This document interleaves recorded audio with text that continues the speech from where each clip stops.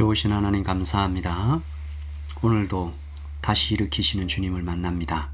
새롭게 은혜를 주시는 하나님을 만납니다. 말씀 주시는 하나님을 만납니다. 우리를 향해서 사랑한다를 얘기해 주시는 주님을 만납니다. 오늘 말씀을 통해서 하나님 주시는 힘을 얻고 용기 얻고 세상을 살아가게 하여 주시옵소서. 감사합니다. 예수님의 이름으로 기도합니다. 아멘.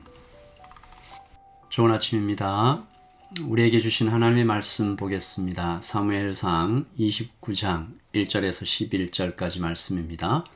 사무엘상 29장 1절에서 11절까지 말씀 함께 보도록 하겠습니다. 블레셋 사람들은 그들의 모든 군대를 아벡에 모았고 이스라엘 사람들은 이스라엘에 있는 샘 곁에 진쳤더라.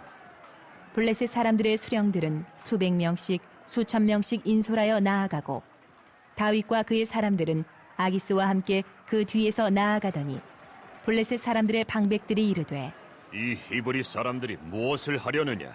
하니 아기스가 블레셋 사람들의 방백들에게 이르되 이는 이스라엘 왕 사울의 신하 다윗이 아니냐?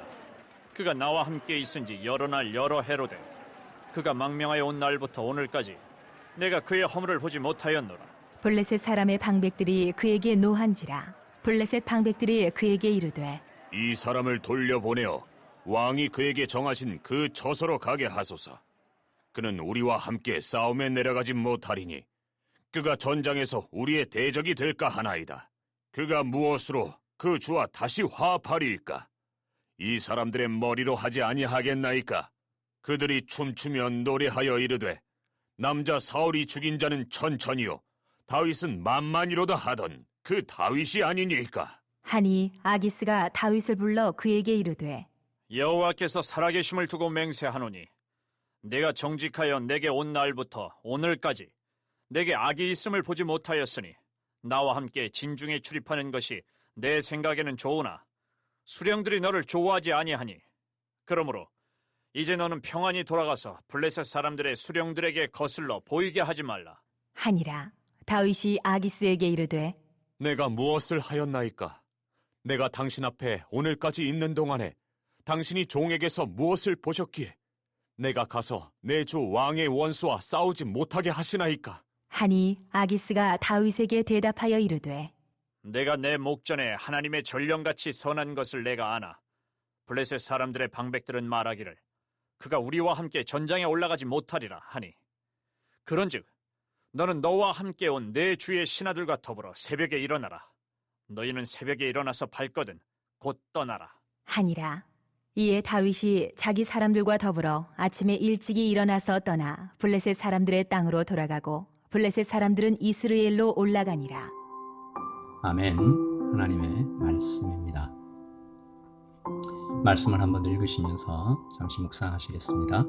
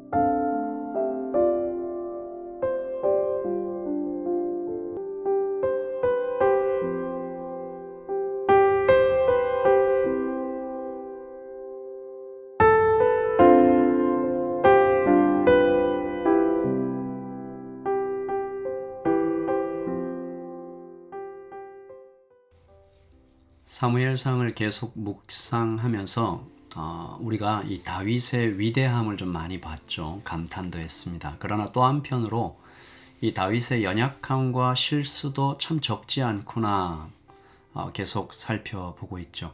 다윗이 훌륭한 분인 것 맞습니다. 그러나 완전하지 않죠. 영웅적인 면이 물론 있습니다. 그러나 단 한 번에 그 모든 그 영웅적인 공로를 한 번에 끝장낼 만한 그런 큰 실수도 행하십니다.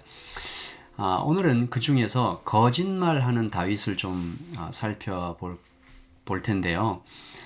우리가 좀 말씀을 보시면서 이런 상황이면 나도 그랬겠다 이렇게 생각하는 분도 있을 거고, 그래도 이건 좀 아니지 않나 라고 실망하는 그런 분도 있었을 것입니다. 이 말씀 속으로 좀 들어가 보면요, 다윗이 아기스 왕과 함께, 그러니까 이제 블레셋 군대와 함께 전쟁에 나가는데, 이 어디로 가는지 이스라엘을 치러 가는 것입니다. 28장의 말씀이죠. 28장 1절에 보시면, 그때에 블레셋 사람들이 이스라엘과 싸우려고 군대를 모집한지라 아기스가 다윗에게 이르되 너는 밝히 알라. 너와 내 사람들이 나와 함께 나가서 군대에 참가할 것이니라. 28장에 이 말씀이 나오고, 오늘 29장에 기록된 이야기도 바로 그 전쟁에 나가는 이야기죠. 블레셋의 왕 아기스가 다윗을 완전히 신뢰하고 있는 모습을 보이는데, 이 배경이 되는 사건이 27장에 기록되어 있습니다. 다윗이 아기스 왕의 아래에서 이렇게 몸을 숨기고 있을 때 부하들을 데리고 자꾸 어딜 나가는 거예요. 가서 그술과 기르스와 아말렉 사람들을 쳐서 모두 죽이고 이 전리품을 취하고 이렇게 돌아오는 것을 나중에 아기스 왕이 알고 어디 갔다 오냐, 자꾸 군대를 이끌고 어디 갔다 오니까 좀 걱정이 되고 좀 의심도 되고 어디를 치고 왔냐라고 물었을 때 다윗이 거짓말을 합니다.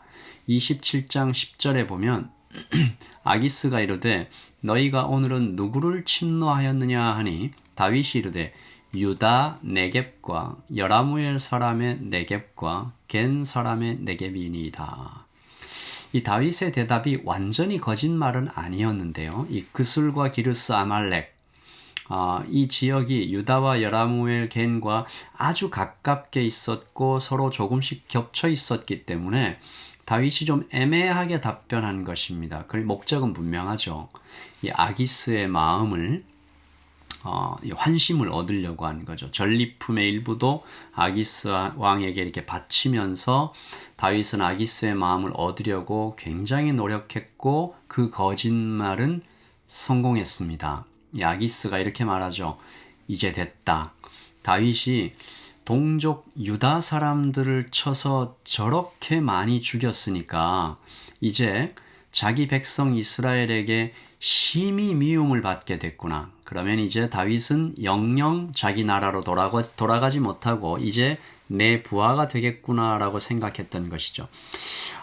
다윗이 이 전쟁하는 이 능력이 좀 탁월했던 것 같아요. 그 600명의 군사들도 다윗의 무리들도 굉장히 똘똘 뭉쳐서 아주 잘 싸웠던 것 같습니다. 아기스 왕이 좀 탐을 냈죠.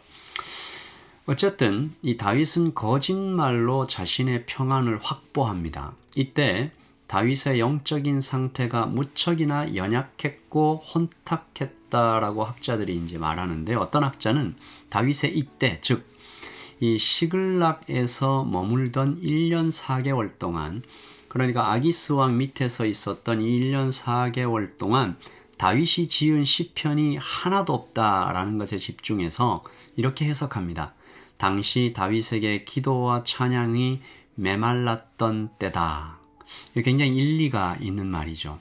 여러분, 고통 중에도 다윗이 시편을 썼습니다. 고통의 애가로 하나님 앞에 울부짖었죠. 회복의 때에는 감사의 찬양으로 하나님을 높여드렸던 다윗이었는데 기도와 찬양이 끊겼다라는 것입니다. 굉장히 안타까운 일이죠. 이런 다윗에게 또 한 번의 위기가 오늘 말씀에서 찾아온 것입니다. 기도와 찬양이 메마르고 그의 시선이 세상의 왕, 이방의 왕 아기스 왕에게 향해 있을 때 아주 곤란한 사건이 발생합니다.